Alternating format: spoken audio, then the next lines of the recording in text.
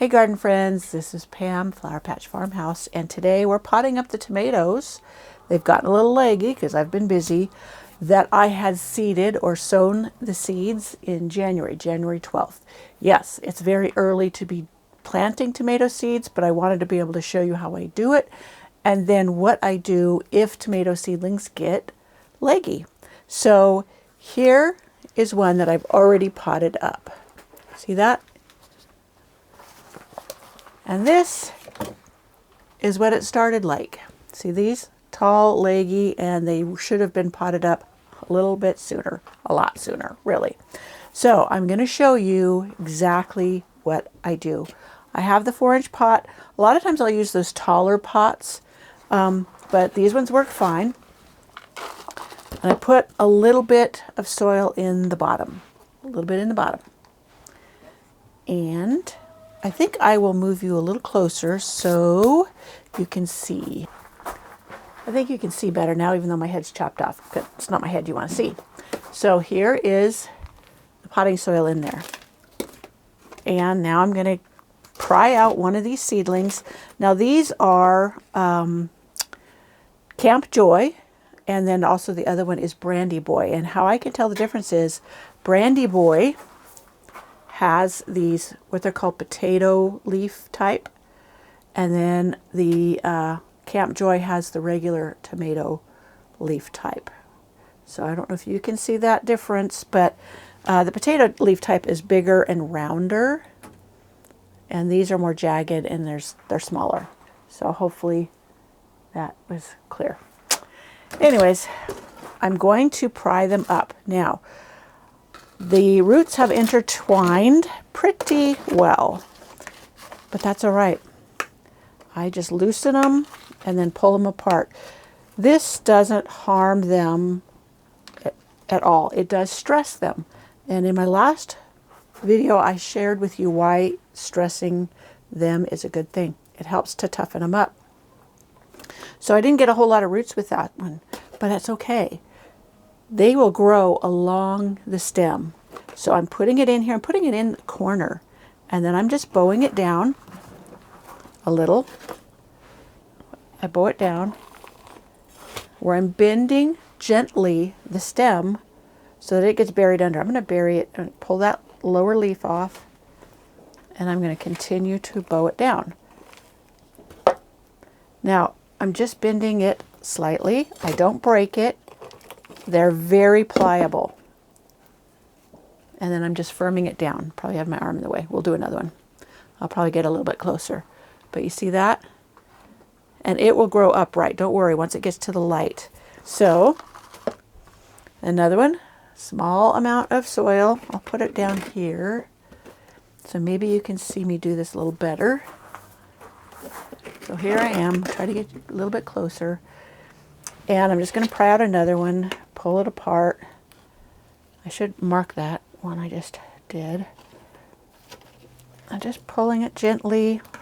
Pretty good amount of roots. I'm going to take these lower roots off, or leaves, so they don't get buried and rot, but I don't think that's absolutely necessary. I just do it. Okay, so I'm bending the stem. You see that? Bending the stem in there. It bounces back because it's pretty bouncy. And then I just fill in on top of it where it's bent over. And then I hold up the other side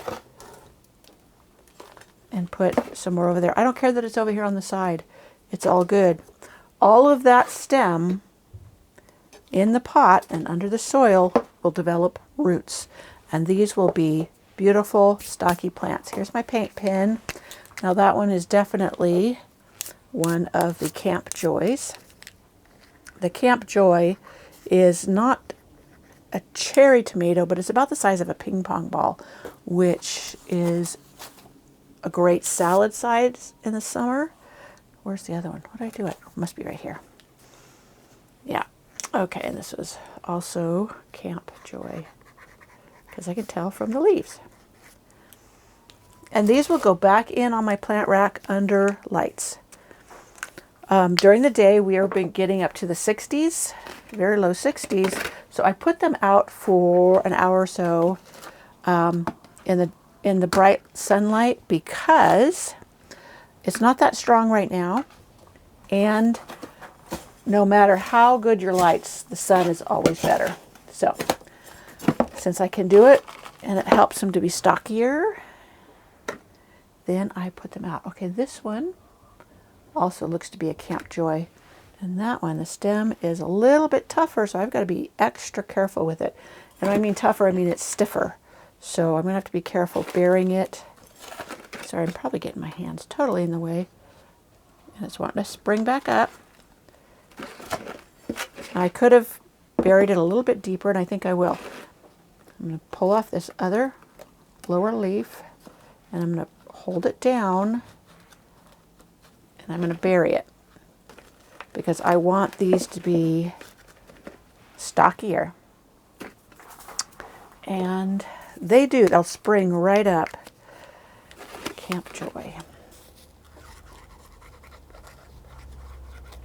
And that is how I pot up these leggy seedlings into pots to help them grow on without still being leggy. And these, you can see, these are really healthy. They're not yellowing. The leaves are not yellowing or fading or light green. They're a dark green. Sorry, I needed to move the camera so that you could see me.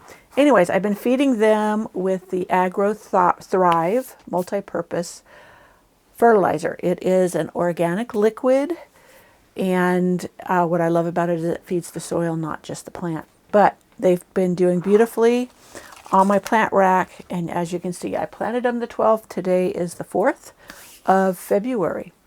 So just in a couple weeks, that's how fast they'll grow.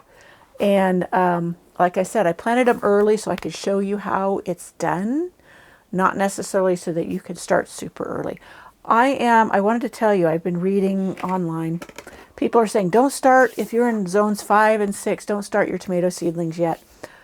And I'm not saying I disagree with that, but it's not just up to your zone.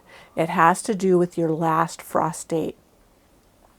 Because the zone is determined by your average low temperature, not by when your first and last frost is.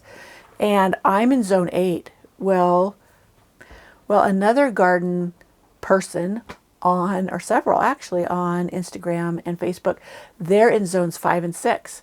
They actually have an earlier last frost date. Mine is the end of May.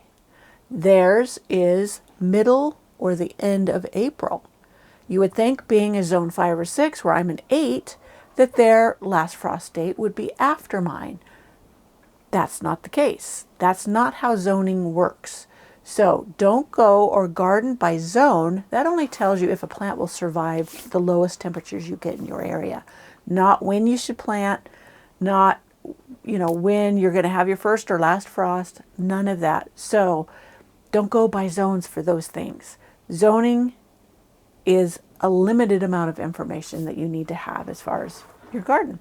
Okay, I'm going to go ahead and pot up the rest of these, and then I'm going to take them all in and put them on my rack.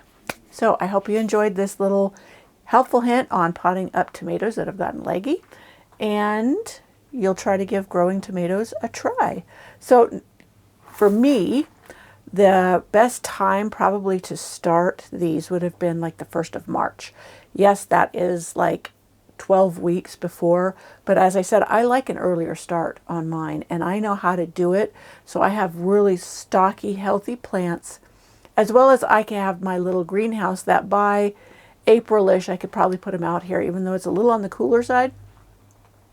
They are still protected from frost, and they do great. All right, I'll see you in the next video.